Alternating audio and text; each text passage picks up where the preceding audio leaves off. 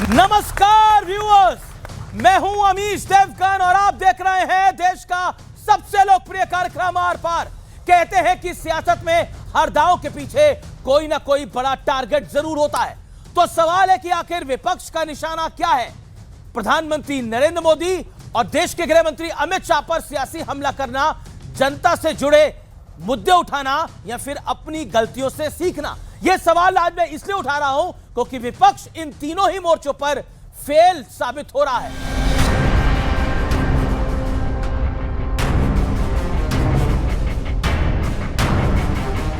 4-10 लोगों के मरने को जेनोसाइड नहीं कहते। उसको जेनोसाइड या उसको टारगेट किलिंग कैसे कह सकते हैं? तो यहाँ हिंदुस्तान में मुसलमानों को जो जय श्री राम का नारा लगाकर मारा जा रहा है, तो इसको आप टारगेट किलिंग क्यों नहीं कहते? इसको जेनोसाइड क्यों नहीं कहते मुसलमानों को?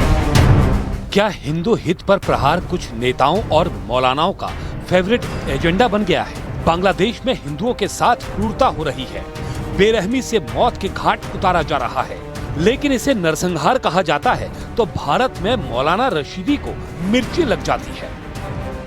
कैसे हिंदुओं को दो गाली, हिंदुओं की आस्था से लेकर हिंदुओं के ऊपर करो चोट और मिलना है वोट बैंक का वोट, इसलिए करो इस्लामिक जिहादियों को सपोर्ट।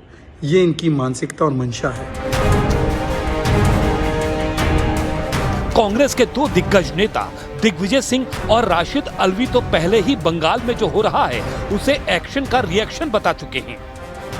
जो हालात हमारे देश में है, यहाँ वही धर्मांध फैलाने वाले कट्टरपंथी ताकतें जो हैं, जिस प्रकार से अल्पसंख्यक समुदाय के खिलाफ जो कार्रवाई कर रहे हैं, वही रिएक्शन वहाँ पर उस प्रकार का हो रहा है। वहाँ पर हिंदुओं पर जुल्म हो रहा है, मंदिरों को तोड़ने की बात हो रही है, भारत के अंदर मस्जिदों पर हमला हो रहा है। यहाँ भी कट्टरपंथी एक समुदाय के खिलाफ काम कर रहे हैं, सरकार काम कर रही है। बांग्लादेश के अंदर भी यही हो रहा है। लेकिन एजेंडा इतने भरी खत्म नहीं होता। जरा ओवैसी की पार्टी का हाल देख लीजिए।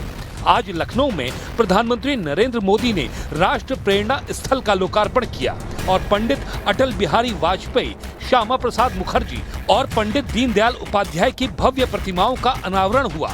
लेकिन ओवैसी की पार्टी को हिंदू समाज में 96% और 4% वाला बंटवारा सूझ रहा है। 3 मूर्तियां बहुत बड़ी बड़ी लगी हैं, 3 महापुरुषों की।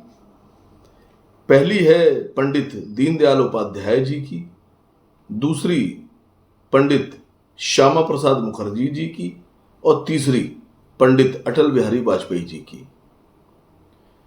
तो मुझे लगा कि ये प्रेरणा स्थल है या पंडा स्थल है। 4% की आबादी वाले ब्राह्मणों की 3 बड़ी मूर्तियां लगाकर प्रेरणा स्थल बनाया जा रहा है और 96% आबादी वाले लोगों में से कोई महापुरुष गुजरा ही नहीं। क्या आपको ये कमी नहीं खलेगी कि वहां पर किसी और जाति के, दलित के, ओबीसी के किसी महापुरुष की कोई भी मूर्ति नहीं है? कि आजादी के बाद भारत में हुए हर अच्छे काम को कैसे एक ही परिवार से जोड़ने की प्रवृत्ति पनपी, एक ही परिवार का गौरवगान, एक ही परिवार के नाम, उनकी ही मूर्तियां, यही सब चला। हाल ही में एसआईआर का मुद्दा आया तो कांग्रेस और ओवैसी से लेकर ममता बनर्जी तक सबने विरोध में जमीन आसमान एक कर दिया। बीजेपी ने इसे वोट बैंक और तुष्टीकरण वाली सियासत बताया। लेकिन आज सबसे बड़ा सवाल है कि क्या कुछ नेता जानबूझकर बंटवारा पॉलिटिक्स वाला खेल खेल रहे हैं? आज इसी पर होगी देश की सबसे बड़ी बहस। एजेंडा फिक्स, बंटवारा पॉलिटिक्स।